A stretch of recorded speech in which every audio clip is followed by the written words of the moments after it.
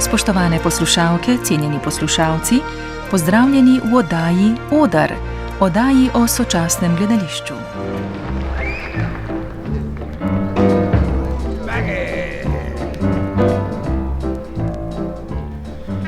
Letos mineva 70 let od smrti nemškega dramatika in misleca Bertolta Brechta, ki je močno spremenil način ustvarjanja in razumevanja evropskega gledališča. Ob tej priložnosti je vse do septembra v Cankarjevem domu v okviru cikla predavanj Čas je za Brechta mogoče spremljati pogovore mednarodnih in tujih družboslovcev, prevajalcev in gledališčnikov, ki aktualizirajo, interpretirajo in reflektirajo Brechtova dela in misel. Skupaj z Urbanom Šrimpfom je cikel predavanj zasnoval dr. Mladen Dolar, strokovnjak s področja nemške klasične filozofije, sodobne filozofije, psihoanalize, politike in umetnosti, ter soustanovitelj Društva za teoretsko psihoanalizo. Med drugim je Dolar prevajal tudi Brechtova dela in pisal v njegovi teoriji potujitve. Dr. Mladen Dolar, lepo pozdravljeni. Lepo pozdravljeni, najlepša hvala za vabilo. Letos praznujemo 70. obletnico Brechtove smrti, v okviru katere ste v sodelovanju z Goethejevim inštitutom in Cankarjevim domom pripravili serijo dogodkov, ki imajo skupni naslov Čas je za Brechta. Gre za naslov zbornika iz leta 2009, v katerem skupaj z nekaterimi drugimi slovenskimi filozofi razmišljate o aktualnosti Brechtove misli v takratnem času. Zakaj ste se letos odločili prav za ta naslov? Je ponovno čas za Brechta in kakšen je ta čas? Ja, kar naprej je čas za Brechta. Ta zbornik, ki ga omenjate, je šel leta 2009 na podlagi enega kolokvija, ki se je zgodil v Novem mestu leta 2008. Spiritus agens, tega je bila takrat Neda Pagon, žal že pokojna. 10 nas je sodelovalo pri tem zborniku, edino ona je v tem času je ni več. In ta ciklus je tudi malo posvečen njenemu spominju in njenim prizadevanjem, ki je veliko storila za Brechta in za še marsikaj drugega v Sloveniji. Če vprašate, zakaj je bil čas za Brechta takrat, zakaj je čas za Brechta danes, poglejte, 2008 je prišlo do največjega kraha, bančnega poloma v zgodovini človeštva sploh, če merimo po obsegu izgub, ki so takrat nastale. Eden najslavnejših Brechtovih citatov, velikokrat ponavljan, je iz opere Za 3 groše na koncu. Citat se glasi: kaj je rop banke v primeri z ustanovitvijo banke? Kaj so ti amaterski roparji, ki se tam polastijo kakšne vreče denarja, v primeri z ropom, ki je organiziran, legaliziran in narejen na dolgi rok? In zdi se mi, da tisti čas leta 2008 je bil dobesedno utelešenje tega Brechtovega citata. Prišlo je do največjega bančnega ropa v zgodovini, pa ne takega ropa, da bi roparji oropali banko, ampak ropa, v katerem so banke oropale javne finance.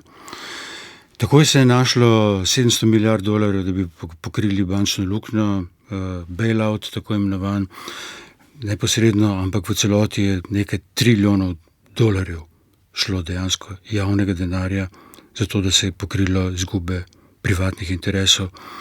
To je resnično bančni rop in nihče za to ni nikoli odgovarjal. Nihče ni nikoli odgovarjal. In to je situacija, takrat 2008 je kot da bi dobesedno hoteli ilustrirati Brechta, ne bi si mogli zamisliti boljše instance ilustracije njegovih tez, prav tega citata. Tega je zdaj 18 let kasneje, ponovno je čas za Brechta. Ponovno je čas za Brechta v nekem še širšem pomenu besede, ker Brecht je konec koncev bil človek, ki je moral 17 let preživeti v azilu. Bežal je pred fašizmom, doživel je spon fašizma, doživel je čas fašizacije, dal je zelo natančne analize, tako v svojih teoretskih tekstih kot komentarjih, kot v številnih komadih, kaj ta proces fašizacije potegne za seboj, na kakšen način se zgodi. In zelo, zelo ostro in v tistih okoliščinah nujno, življenjsko nujno, razmišljal o tem, kaj v taki situaciji storiti. In če smo danes vsi malo deprimirani na tem, da gre svet v maloro in gre v maloro na toliko številnih načinov iz dneva v dan, In tako da malo uživamo v svoji depresiji in v tem, da skupaj šimfamo za šank in se držimo za glavo, ali pa javno v komentarjih komentiramo žalostno stanje sveta, se mi zdi, da je nujno ponovno odpreti Brehta, ki bo človek, ki je v najhujših časih, res v najhujših časih evropske zgodovine znal najti odprtje za pogum in zaupanje. Cikel dogodka pa je v bistvu odprla predstava Življenje in časi Bertolta Brehta, ki pa je nastala v produkciji Anton Podbevška teatra in pa v režiji Matjaža Bergarja. Pa me zanima, zakaj ste se pa odločili za to predstavo? Ja, no najprej to ni moja odgovornost, jaz sem zadolžen za ta teoretski del, to je bil dogovor s Cankarjevim domom, Barbara Rogl koordinira nekako celoto. Zdaj, ne glede na to, da ni moja odločitev, seveda zelo podpiram. Zdaj, zakaj smo se odločili za to predstavo, zakaj odločitev za to predstavo? Ob 70-letnici bi človek mislil, da bo slovenska gledališča mogoče pa dala na spored kakšnega Brehta in dejansko se je zgodila, da ljubljanska drama ima na sporedu Brehtovo igro Gospod Puntila in njegov hlapec Mati. Ker je prišlo do nekih sporov, nesporazumov in tako naprej, je ta predstava odpovedana. Tako da, kar se tiče izbire, je bila na voljo samo ena predstava. Ampak ne glede na to, je ta predstava seveda nad vse primerna. Zato, da začne ta ciklus, da ga odpre. Matjaž Bergar je nekdo, ki se je celo svojo kariero sistematično ukvarjal z Brehtom in vsekakor moram omeniti njegovo predstavo Življenje Galileja, naslov točno, ki je bila v veliki čitalnici Nuka. Leta 96, pravi 30-letnico, imamo zdaj te predstave z Natašo Barbaro Gračner na začetku svoje kariere v vlogi Galileja, ki je bila absolutno izjemna predstava. In zatem je Matjaž napravil še kar nekaj, Meti knjiga obratov, ki je bil povezan s tem kolokvijem, ki smo ga omenili leta 2008, pa potem je napravil še učne komade kakšne. Se pravi, cela njegova karijera je preprežena z nekim razmišljanjem o Brehtu, prizarjanjem Brehta in ta predstava Življenje in časi Bertolta Brehta je tudi zasnovana tako, da daje nek zelo dober pogled v Brehtovo kariero, v njegovo osebno življenje, ukvarja se kar nekaj z njegovim, razgibanim ljubezenskim življenjem. Od Helene Weigl, Elizabeth Hauptmann, Ruth Berlau, Carola Neher, mislim pač, bilo je v Brehtovem življenju bilo kar nekaj žensk, ki so mu stale ob strani, dejansko močnih žensk, in predstava kar nekaj posveča tudi temu zasebnemu aspektu Brehta, ki je pač hrbtna stran njegove javne figure, njegovega nastopanja, in tudi uprizori zelo nazorno Brehtovo zaslišanje pred komitejem za protiameriške dejavnosti leta 1947, neposredno po vojni, tam nekje. McCarthyjev čas, ker je Brecht zašel resne težave kot emigrant. Tako da malo absurdno. Najprej moral bežati iz neke fašistične Nemčije in potem nazadnje svojo kariero emigrantsko končati v nekem čisto drugi sorti avtoritarnosti. Ruska pisateljica in raziskovalka Oksana Timofejeva je v okviru cikla predavanj, ki ste jih skupaj z Goethevim inštitutom organizirali v Cankarjevem domu, govorila predvsem o izkušnji migracije. S tem pa se je prav tako navezovala na Brehtovo delo Flüchtlingsgespräche oziroma pogovori beguncev. Za Bertolta Brehta so ljudje na poti pravi dialektiki, saj so ves čas na presečišču sprememb. Kako bi lahko to izkušnjo primerjali z današnjim časom, ko ekološke krize in vojne vse bolj ustvarjajo razseljene ljudi? In za kakšno dialektiko gre? Govorimo tu o vplivu Hegelove dialektike ali gre za Brehtovo specifično razumevanje tega pojma? Za Brehta je položaj begunca nek dialektični položaj par excellence. Begunec je tisti, ki je izgubil svojo domovino, ki je izgubil svoje ozadje, ki je izgubil svojo organsko zraščenost s svojim okoljem, svojo tradicijo, svojo kulturo, svojim jezikom, ki se je znašel izkoreninjen v nekem popolnoma drugačnem svetu in ki mora ravno zaradi tega, zaradi te izgube, subjekt kot subjekt izgube, ravno zaradi tega se znajde v neki situaciji, kjer je krvavo potrebno razmišljati, ker je situaciji, ki sili, ki misli. Drugače smo nagnjeni k lenobi. Nekako, ko nam pride voda do grla, takrat smo pripravljeni zares misliti in ukrepati, misliti dialektično. V tem njenem prispevku se mi je zdelo, da je pač povezala svoj sedanji položaj begunke, ki se sicer nekako zelo pogojno kdaj vrača v Rusijo, pa vsakič ne ve, ali jo bodo prijeli ali ne. Znašla se v tujini. V tem svojem prispevku je rekla več stvari, ki se mi zdijo, da so zelo zanimive.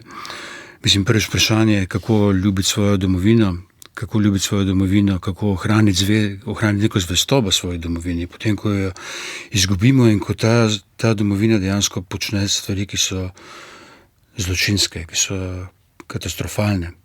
Kako vendarle ohraniti stik nadaljevati za svojo lastno kulturo.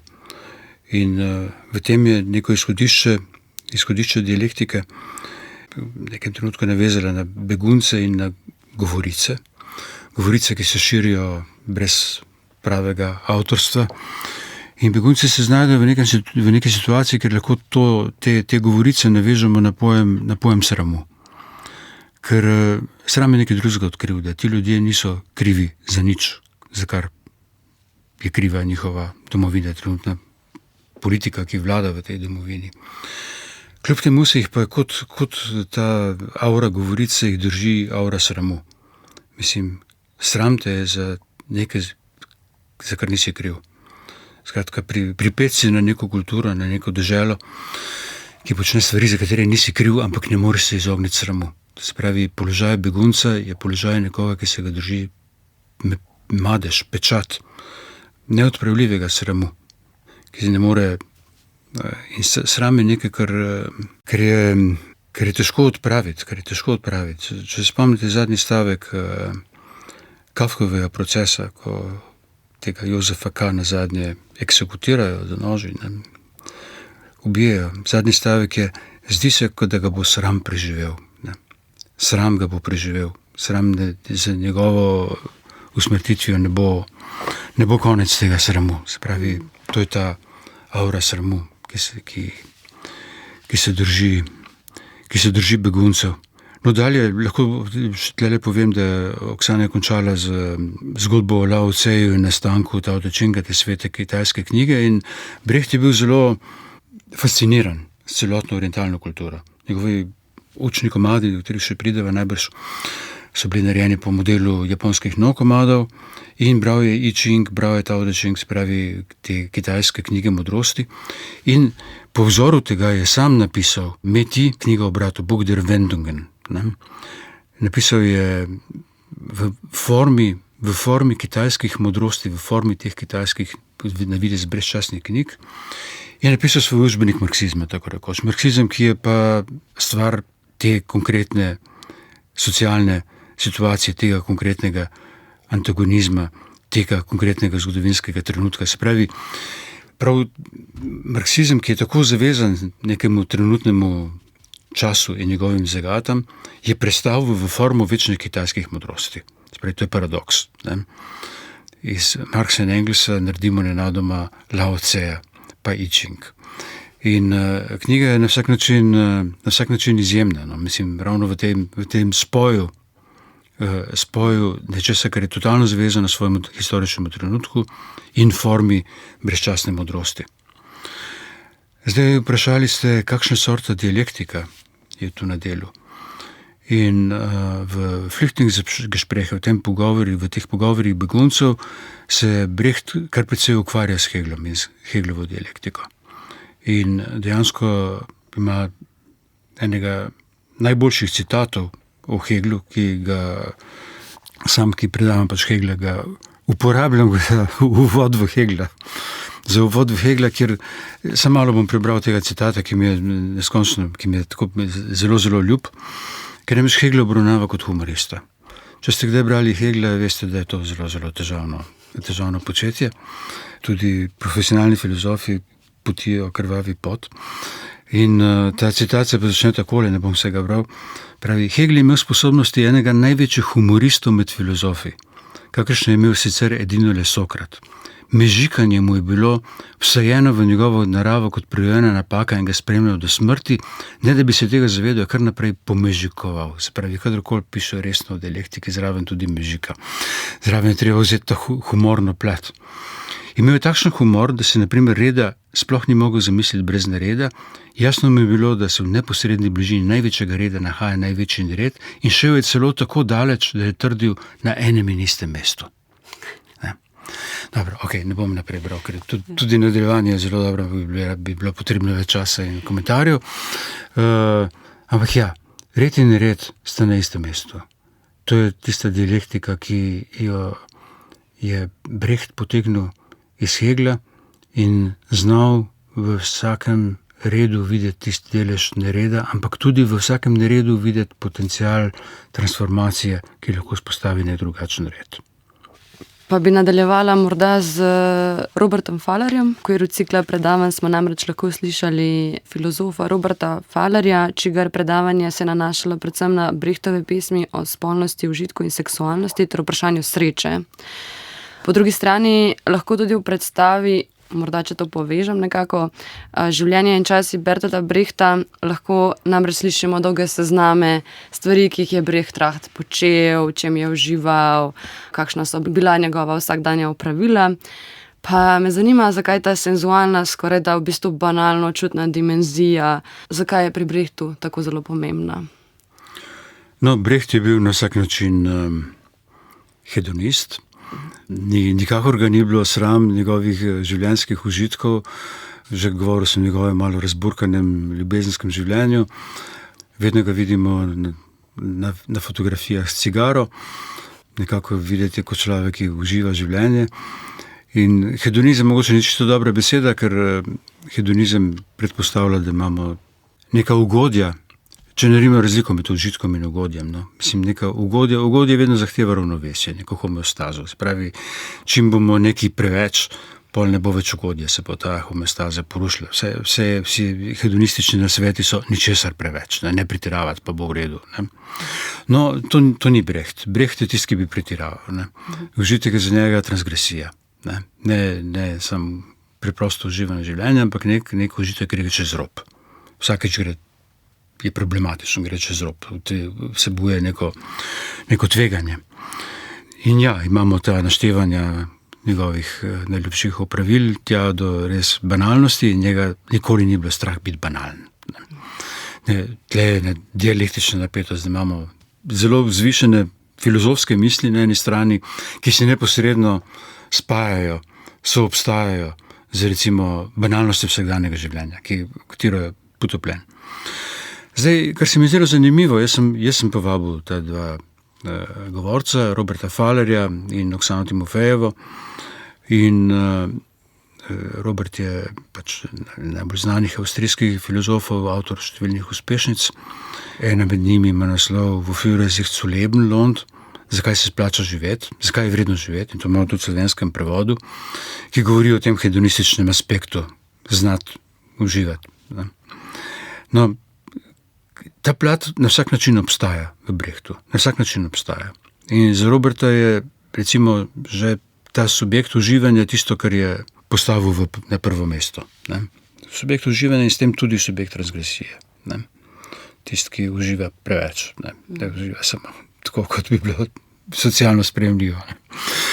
In na drugi strani Oksana, ki se je lotila Brechta s popolnoma drugega plati, se pravi, če rečemo eksilant, migrant, begunec je subjekt dialektike, ta je subjekt dialektike kot subjekt izgube. Spravi, katera plat Brechta bo ta prava? Ali tega, da je subjekt užitka, presežnega užitka, ali tega, da je subjekt izgube. Obe plati Brechta sta pravi. In tukaj je neka dialektična figura. Ne? Na eni strani, znati uživati življenje, ne biti asketski revolucionar, profesionalen, karkoli, to je figura, ki se mu je totalno upirala. Nikoli ni bil to, nikoli ni na ta način pripadal nobeni politični opciji, mislim, na ta način. In po drugi strani, ne samo naučiti se uživati, ampak po drugi strani naučiti se biti nič. naučiti se biti nič. In šele iz tega, da smo zmožni tega odpovedi, da smo zmožni žrtve, da smo zmožni soglasja, šele iz tega lahko zraste nek potencial za transformacijo. In tle samo preberem iz teh zgodb beseda Koinerja, ker gospoda Koinerja vprašajo, a je prav, da se človek ukvarja s seboj, in gospod Koiner odgovori, kdor se ukvarja s seboj, se ne ukvarja z ničemer, je služabnik ničesar in gospodar nad ničem. Spravi, na eni strani imamo ta uživajoči subjekt, transgresivni uživajoči subjekt, ampak na drugi strani imamo subjekt, ki se mora naučiti biti nič, če hoče, da se bo kaj premaknilo. Spravi, oboje spada skupaj. In malo težko je videti, kako oboje spada skupaj, ampak Brecht je bil oboje ves čas. V okviru obletnice pa leto za mladinsko knjigo Tanja Petrič pripravlja in prevaja obširen prevod njegove poezije. Koliko pa se je Brechtova poezija sicer prijela v slovenskem prostoru in kaj je zanjo značilno in morda tudi v katerem obdobju je nastajala? Je to nekaj, kar je Brecht ves čas pisal skupaj z dramskimi teksti, ali je to neko obdobje? Ne, Brecht je ves čas pisal poezijo. Ves čas je pisal poezijo od tam, kot 18-letnik se mi zdi, še med prvo svetovno vojno, je tipkopisno tipkopisno spravil skupaj pesmarico. Takrat je bil zelo navdušen nad Françoisem Vionom, francoskim pesnikom 15. stoletja, balado obešencev, recimo, takšnih večnih, velikih momentov evropske poezije. In pa tja do bukovskih elegij, ki jih je pisal predvsem tam 53, pa se pravi v 50 letih v vzhodni Nemčiji. Mislim, malo neverjetno je, da Brecht je tako zaslovel kot dramatik, ki ga poznamo tudi po njegovih kritičnih esejih in knjigah kakšnih, da je pravzaprav celo svoje življenje ves čas kot neko paralelni svet tako rekoč pisal poezijo. In tega je v njegovih zbranih delih za več kot 1000 strani njegove poezije. In ta poezija sega v vse možne smeri, v zelo različne domene. Imamo neko zelo subtilno, intimno liriko, imamo neke, lahko bi rekli, agitpropovske pesmi o partiji ali pa dialektiki ali pa čem, malo politično budilne. In med njimi je tudi ta slovita pesem iz leta 53, ker to je sicer prišlo pregovor, ampak to je del njegove pesmi o tem, takrat je vzhodna nemška partija zatrla upor delavcev leta 53, takrat je prišlo prvič v socialističnih državah vzhodnega bloka do resnega velikega upora, ki je bil zatrt, kasneje 56 na Madžarskem, in tako naprej se je bila neka serija, pa naprej 53 je bil takšen vzorčen. In tam v eni pesmi pravi Brecht, da partija se je odločila, da ne zaupa temu ljudstvu in da bo zamenjala ljudstva. In to je bil njegov cinični komentar pač na situacijo takrat v vzhodni Nemčiji, ker absurdno. Brecht, ki je moral bežati pred fašizmom, je nazadnje se odločil, da bo šel v socialistično deželo, ti socialistični del Nemčije, zavestno se odločil in to ga je pač stalo velikega razočaranja. Na koncu se moral boriti z nekim čisto druge sorte totalitarizmom, čeprav je imel seveda privilegiran položaj in so mu omogočili Berliner Ensemble, ampak hkrati je nenehno zahajal težave in dal zelo jasno vedeti, kaj si misli o tem režimu. Niso si ga upali direktno lotiti, ker je postal pač korifeja, ker je postal simbolna figura. Se pravi, njegove pesmi segajo od zelo intimnih nekih lirskih momentov do nekih političnih, recimo, deklaracij, preko nečesa, kar bi lahko imenovali pogojno pornografska poezija, ali seksualno eksplicitno, ne rečemo pornografska. Tudi Robert se ustavil ob tem, mislim, Brecht ni šparal jezika v tem pogledu. In spravi, to je cela paleta, nenehno je človek pisal poezijo. Mislim, nenehno je bil to njegov sporedni svet. In k temu je treba dodati vse songe iz njegovih zelo, zelo znanih iger, se pravi, tudi znotraj teh iger nenehno nastopa poezija z namenom, da se bo te songe pelo. Eni so ponarodeli, tako da ni ga človeka skoraj na svetu, ki ne bi poznal, ne vem, Moritat Meke Mesarja ali pa še kakšne. In ves čas je Brecht iskal skladatelje, ki so mu stali ob strano in imel izjemno srečo, za vsemi imel srečo. No. Najprej bil Paul Hindemith, ki bo takrat najpomembnejših nemških skladateljev, pa potem sodelovanje s Kurtom Weillom, no, ki je bilo pač daleč najbolj svetovno razvpito, to so bile res uspešnice. No. Imate Moritat Meke Mesarja za Elo Fitzgerald, recimo, no, mislim, prišlo je res v splošno ljudsko kulturo in zavest. Pa imate z njegovo sodelovanje s Hansom Eislerjem, s katerim sta bila velika prijatelja, ki je tudi izjemen skladatelj, pa s Pavlom Desavom, spravi neka serija skladateljev, bi se kar nekaj knjig napisano o tem, kako je sodeloval s skladatelji in kako je videl vlogo glasbe, songa v svoji dramatiki. Če rečemo samo Brecht, v bistvu s tem zreduciramo, ne smemo tega reducirati na eno osebo, ampak da Brecht lahko služi kot slogan, kot poimenovanje nekega kolektivnega povzetja, poimenovanje tega, da se teater dogaja kolektivno in politično. Ja, Brecht se je ves čas zavedal nujnosti sodelovanja z drugimi in zelo močnimi osebnostmi. Dejansko je imel ves čas okoli sebe zelo močne osebnosti. Ni bilo tako, da bi sam skušal se uveljaviti kot alfa male, ki bo kot diktator vodil svoje predstave, tako kot mnogi režiserji pač. Čeprav je bil avtor in režiser, pač, ampak tudi v toku procesa so se teksti spreminjali, dodajali, dopisovali, ljudje so predlagali, pač ja. Šlo je absolutno za kolektivni podvig. Vi ste prevajali Horacija in Koracija, igro v zbirki 6 iger iz leta 1993. Gre za učni komad, znan avantgardističen koncept, ki je značilen za Brechta. Kaj so pravzaprav učni komadi in kakšne učinke so imeli tako v okviru gledališča, kot tudi v kontekstu politično angažirane umetnosti? Ja, za hip bi se vrnil nazaj, ker se mi zdi, sam za hip, ker se mi zdi, da treba pač res opomniti na veliko dela, ki so ga opravili slovenski prevajalci.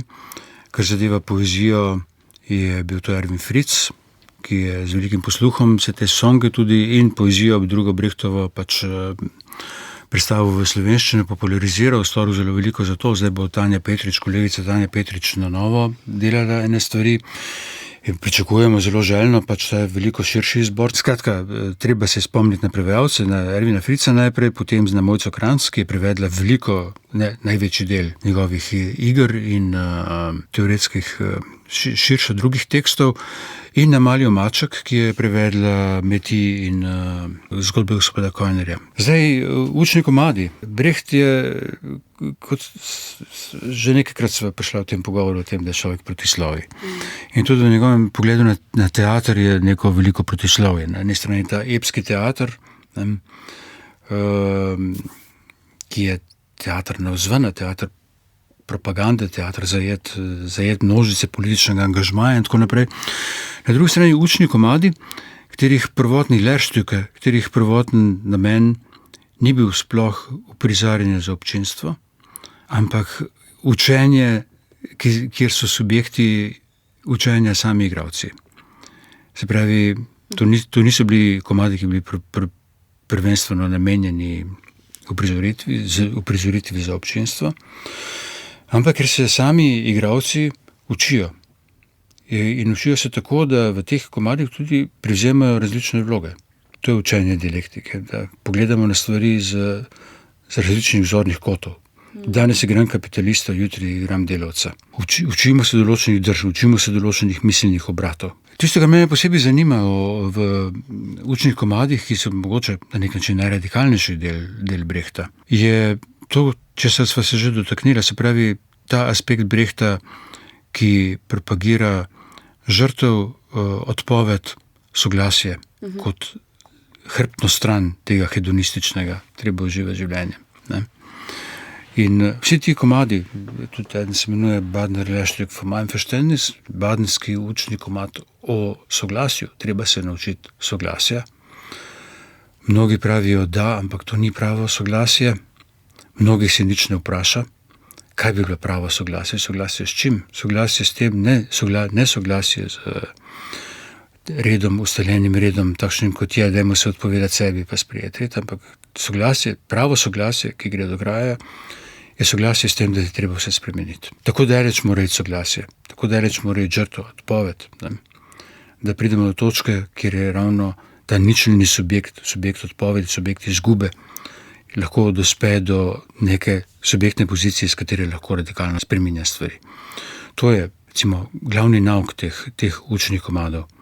In ti učni komadi so se jemali za zgled japonske nove igre, kjer gre ravno za soglasje žrtve z lastnim žrtvovanjem. Recimo. Ti komadi so, ko so prvič uprizorili v Neukölln v berlinskem predmestju, so šolarji protestirali in nekako kritiki zapisali, to spada v orientalnem svetu je mogoče že res, da ta samoizbris individualnosti.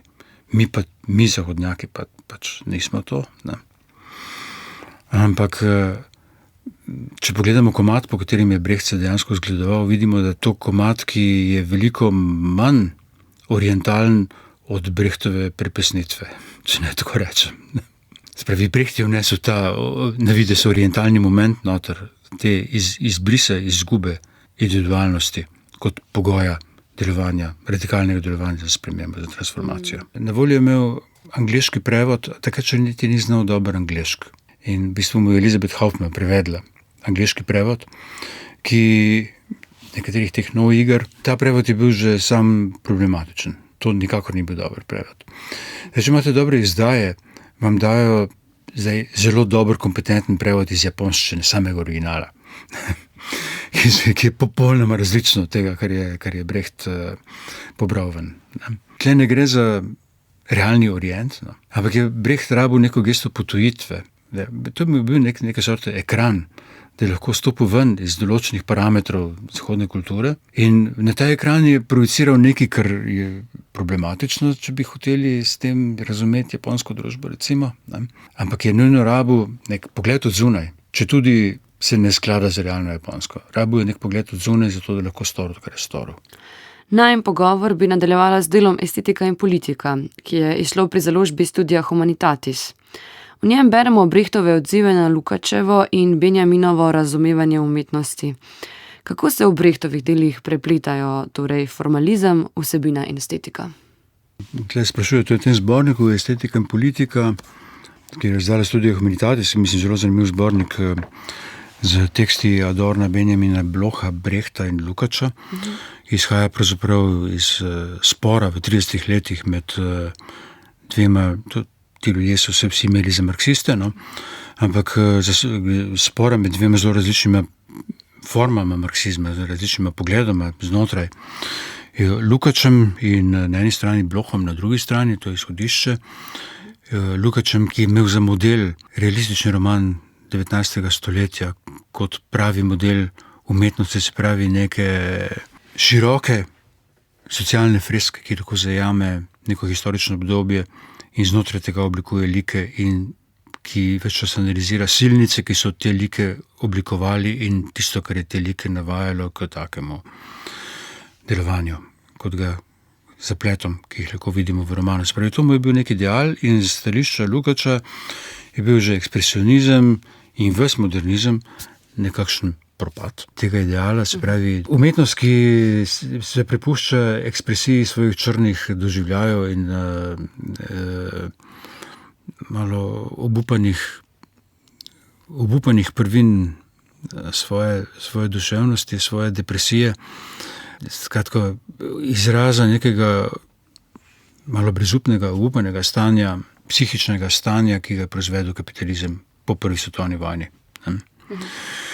Bloch na drugi strani je zagovarjal ravno ta ekspresionizem kot neko umetnost, ki je po meri svojega časa. Brechtovo stališče v odnosu do Lukáča je bilo najprej to, da se mu je zdelo na nek način komično ali dejansko nesprejemljivo, da mu nekdo ponuja Balzaka in Tolstoja kot nepresegljiva zgleda romanopiscev, ki bi morali zdaj nekako novi pisatelji slediti njihovim svetlim zgledom. In Brecht v tem svoje kritike Lukáča napiše ta sloviti stavek, Brecht je napisal veliko stavkov, ki so prišli v pregovor. In eden od slovitih je, treba se navezovati ne na dobro staro, ampak na slabo novo. Dobro, začetek je to že dobro izhodišče. Ni kar dobro staro. Ne? Lahko da je to novo zelo klavrno, ampak ja, boljše to, kot pa da bi se navezovali na neke stare figure, ki bi nam morali služiti kot nek majestozni zgled tega, kar ne počnemo. No? Tudi glede ekspresionizma je imel Brecht skeptično stališče. Vsekakor gre spadal v ta pogon modernistični na svoj zelo specifičen način. In tle ima tudi zelo dober stavek, da je dobro, otresli so se spon slovnice, niso se potresli spon kapitalizma. Skratka, lahko je zdaj z jezikom delati ekstremne eksperimente, kot so modernisti počeli, pa je to zanimivo. Ne? Ampak, gledajte, živimo v kapitalizmu, živimo pač če je to vse, kar lahko ponudite, to ni dovolj. Na nek način mora umetnost se lotiti samega okvira, znotraj katerega se umetnost dogaja. Ni samo stvar, nikoli ni stvar osebne ekspresije. Nikoli ni stvar osebne ekspresije. In v tej dilemi, ali zdaj naj forma prevlada, ali naj vsebina, realistična vsebina dilema med realizmom in formalizmom. Tako se je takrat postavljal ta problem. Brecht posmehljivo reče formalizem proti vsebinizmu. Kaj bi zdaj to bilo? Eni bi sam pravo vsebino, eni bi se pa sam igračka pač preeksperimentirali s formo. In Brecht ima tukaj v bistvu neko hegelovsko stališče. Če dojamemo formo kot nekaj, kar stoji nasproti vsebini, potem imamo neko zelo osiromašen pojem forme. Vsaka forma že nosi s seboj nek vsebinski moment. Ni forme, ki bi bila prazna, neutralna posoda, pa bi lahko noto dala kakšne vsebine. In vsaka vsebina je lahko vsebina samo kot že formirana, kolikor dospe do neke forme. Se pravi, dialektika forme in vsebine je tako, da eno z drugim. Ne moremo na ta način ločevati, kaj bi bila ta prava vsebina, pa kaj bi bila ustrezna forma. Vsaka vsebina sega preko sebe in terja neke nove forme. In vsaka forma že vsebuje določene vsebinske odločitve. Nemogoče ločiti eno in drugo. In to je tudi Hegel ima v logiki pač celo poglavje namenjeno pojmu forme in tam skuša priti natanko do tega, da ne obstaja ni neutralne forme, ni prazne forme. In o formi lahko govorimo samo takrat, ko je zraščena vsebina. In o vsebini lahko govorimo samo takrat, ko je zraščena s formo. Tako v svojem prispevku Brechtovska gesta v zborniku Čas je za Brechta, kot tudi na začetku pogovora z Robertom Fallerjem, omenjate aktualnost potujitvenega učinka oziroma potujitvene izjave. Ta izhaja iz situacije, v kateri osebe neposredno in brez maske povejo stvari brez olepšav. V svojem prispevku pa se sprašujete, ali potujitveni učinek danes še deluje. Torej, zanima me, ali je v sodobnem času potujitev še vedno mogoča. Nekako moramo vseeno omeniti tole knjigo, ki je pravkar izšla, Kupovanje medenine in Mali organov za gledališče. Omenjam to knjigo, ker konec koncev je prav tu, ker je Brecht razvil svojo teorijo potujitvenega učinka.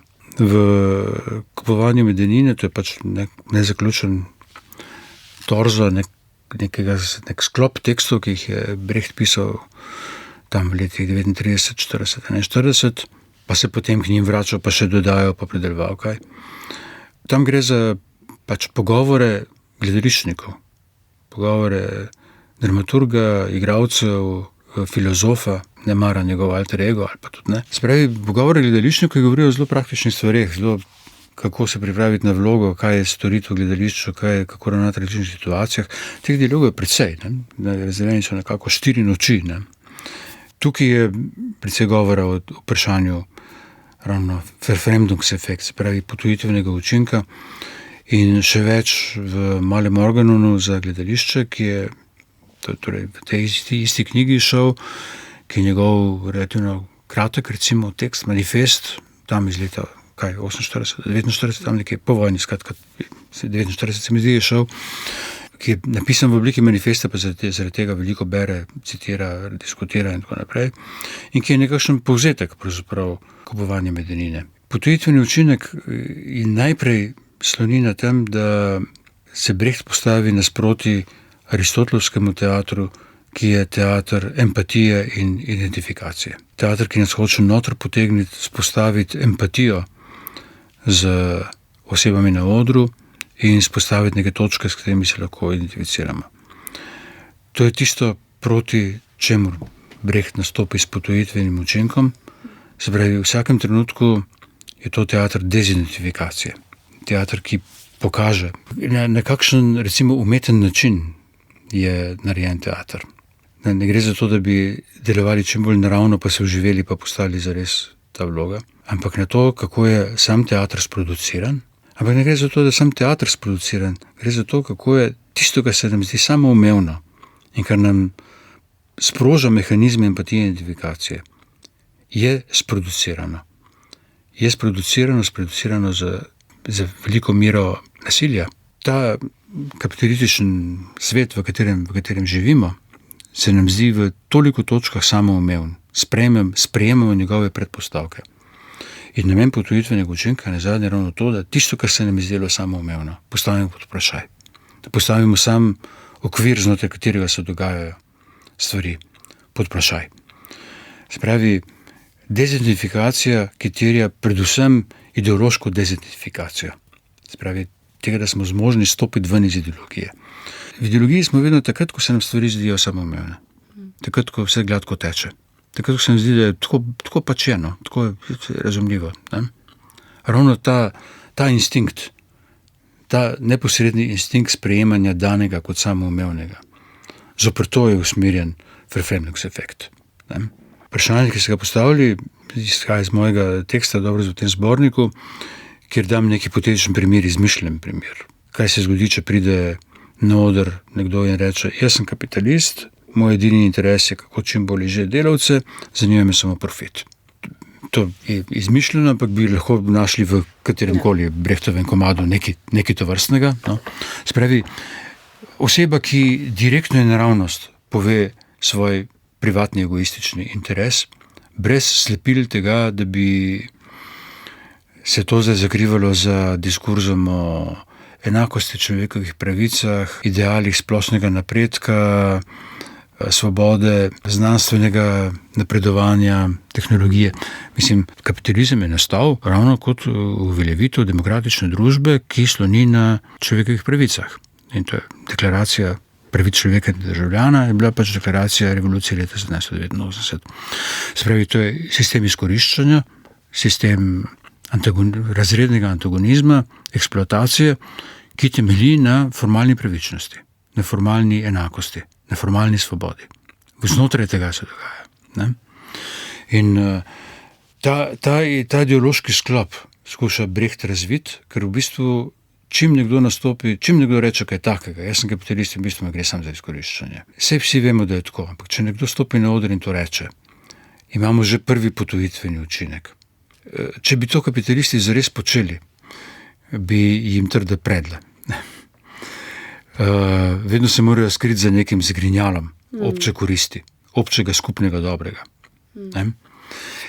In to, po čem me sprašujete, je moja velika skepsa, govoril sem o tem že takrat, na pogovoru z Robertom Fallerjem, pisal sem parkrat o tem. Moja velika skepsa, ta potujitveni učinek sploh še deluje. Zdaj smo pravzaprav prišli do neke situacije, kjer dejansko nekdo lahko stopi na oder pa reče, mene zanima samo privatni interes. Glejte, mene zanima vojaška premoč. Je to zdaj v skladu z mednarodnim pravom ali ne? Pustimo. Lahko si to privoščimo, sprožimo vojno. Lahko uničimo drugo državo. Skratka, lahko nabijamo carine, to je v našo korist. Res, da pustimo nek govor o splošni pravičnosti ali skupnem dobrem. Opustimo vsak govor o univerzalizmu, ker ves zagon meščanske civilizacije temelji na univerzalizmu, na tem, da je to univerzacija univerzalna. In temu se pač sodobni populizem, naraščajoči populizem, temu se kratko malo odreka. Sploh niti nima več niti zagrinjala, pregrinjala univerzalnega skupnega dobrega, kot nečesa, kar bi zadnji prikrivalo umazane interese. Prej sem govoril o tem, da ideologiji smo takrat, ko se nekaj zdi samoumevno, ko je nekaj normalno. Zdaj smo v procesu normalizacije nekih stvari, ki je bile še pred 10 in 15 leti nezamišljive. Normalizacija odkritega rasizma, recimo. Normalizacija odkritih groženj z vojaško močjo, ne glede na mednarodni red in pravičnost. Letos sta išli tudi novi in v celoti prevedeni deli Kupovanje medenine in Mali organon za gledališče, ki jo delno lahko beremo že v zborniku Umetnikova pot iz leta 1987. Deli sta išli pri založbi Studia Humanitatis in zanima me, zakaj sta tako zelo pomembni in o čem govorita. Kupovanje medenine je en zelo obsežen rokopis. Imeli smo samo nekaj koščkov prevedenih iz tega, zelo sem vesel, da imamo zdaj celoto. Vidimo Brechtovo misel na delu v teh dolgih dialogih gledališčnikov in njegova zelo taka trajna, strajna refleksija o tem, kaj kot gledališčnik počne. No.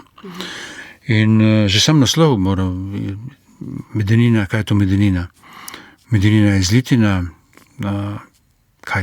bakra in cinka, relativno poceni zlitina, ki je podobna zlatu. Če se ne moramo prositi zlata, imamo medenino, se pravi, imamo medenino, ki izgleda kot zlato. In to je na nek način tvarina gledališča. Ne? Gledališče naredi nek dvojnik, nek simulakr, nek mimezis, neko oponašanje zlata za svojo medenino, ampak s to medenino zadene tudi stvar samo. Zadene tisto, kar oponaša. Spravi, medenina je cheap double, ne? Teater je ta poceni dvojnik realnosti, ampak udari nazaj, ne? Še kako udari nazaj. Kot sem že rekel, je Mali organon nekakšen povzetek tega kupovanja medenine v teh nezaključenih dialogov in začne se tako, tle imate zopet to Brechtovo dvojnost, ne? Preberem samo 2 stavka. Prekličimo svoj namen, da bomo emigrirali iz carstva všečnosti in objavimo na še splošnejše obžalovanje, da se nameravamo poslej naseliti v tem carstvu. V carstvu všečnosti. In prva teza govori, bistvo gledališča je ustvarjanje živih upodobitev izpričanih ali izmišljenih dogodkov med ljudmi in sicer za zabavo. Spravi, spet imamo tega hedonističnega Brechta, ki nam reče, čemu služi gledališče? Všečnosti in zabavi. S tem bomo začeli. Ne bomo se temu odpovedali. Ampak znotraj tega je ta strupena ost. Tako začnemo. Potem pa 3 korake naprej imamo potujitveni učinek in ost, politično ost tega teatra. Spravi, vedno imamo te dve plati, dialektično povezani 2 plati pri Brechtu. Eden od dodatkov k Kupovanje medenine nosi naslov o teatralnosti fašizma, ki govori o tem, kakšni teatralni prijemi so bili potrebni za to, da se je fašizem insceniral na ta način, kot se je insceniral. Govori celo o tem, da je Hitler dejansko šel na učne ure k nekemu münchenskemu igralcu, da ga moramo brati kot igralca, no? Mislim, kot figuro, ki zavestno proizvaja gledališče.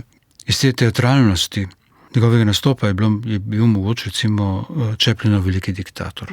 Ne? To je film, ki je nastal leta 40, ne? Se pravi, ki je nastal takoj ob samem začetku fašizma, ki je tako zelo izpostavil pač ta komični teatralni moment, ki nikakor ni bil razviden iz teh pompozno teatralnih uprizoritev različnih množičnih slavi, karkoli. Režim slevi samega sebe skozi teatralne množične uprizoritve. Ne? Se pravi, Chaplin je zelo dobro videl to hrbtno stran. In če gledamo danes, vidimo neko veliko zagato pri teatralnosti neke figure, kot je Trump. Teatralnem nastopu, ki je v bistvu videti kot parodija samega sebe, ki ves čas je videti kot karikatura gospodarja, ne kot gospodarja, ampak kot karikatura gospodarja. To plat lahko vidite pri tem, v kakšni zagati so se znašli komiki, oponaševalci, kritiki, ki skušajo pač teatralno storiti to gesto, ki je storil Chaplin, pa se ne da. Se pravi, on sam je boljša karikatura samega sebe, kot je karikatura, ki jo lahko naredi oponaševalec, ki jo lahko naredi. Se pravi, na nek način je uprizoritev uprizoritve, uprizoritev, že sam je meta uprizoritev, ki lastno karikaturo na nek način uprizori skupaj z svojo lastno pojavo. No. Ja, po tragediji farsa. Ja. Doktor Mladen Dolar, hvala za vaš čas. Hvala za ta pogovor, ja. Drage poslušalke, dragi poslušalci, prišli smo do konca oddaje Oder, v kateri sem se s filozofom dr. Mladenom Dolarjem o Brechtu in njegovi teoriji gledališča pogovarjala Ana Lorgar. Oddajo je zvočno opremil Liam Samsa. Vabljeni k poslušanju oddaje tudi v obliki podcasta na naši spletni strani. Oh, the shark has pretty teeth, dear, and he shows them pearly white.